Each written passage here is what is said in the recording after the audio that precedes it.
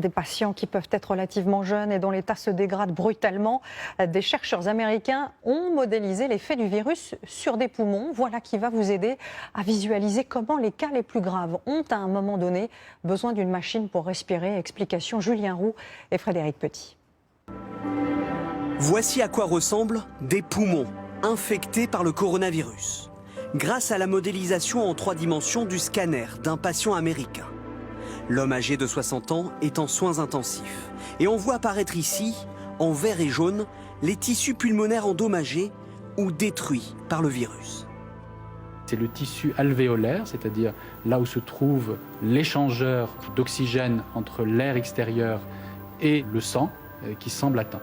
Et cet échangeur, s'il est inflammé, s'il est détruit, eh bien, la personne va manquer d'oxygène. Et c'est ça le mécanisme, on va dire, principal de cette maladie et des cas graves.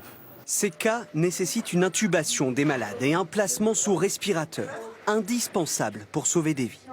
Mais pour encore mieux comprendre les dommages causés par le virus, ce radiologue nous a fourni ces images. À gauche, des poumons sains.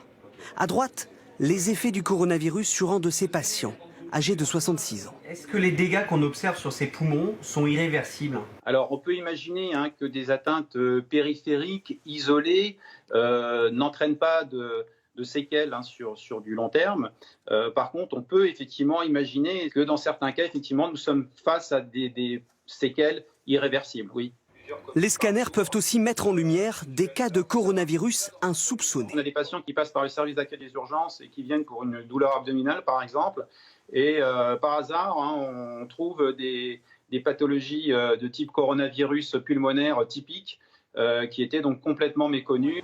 Dans les hôpitaux, le scanner est aussi un moyen de dépistage du virus. C'est vraiment un examen d'urgence qui est un examen de tri. Sauf que si on arrive à un plus grand nombre de malades, il va falloir envisager d'augmenter le nombre et pourquoi pas des centres dédiés.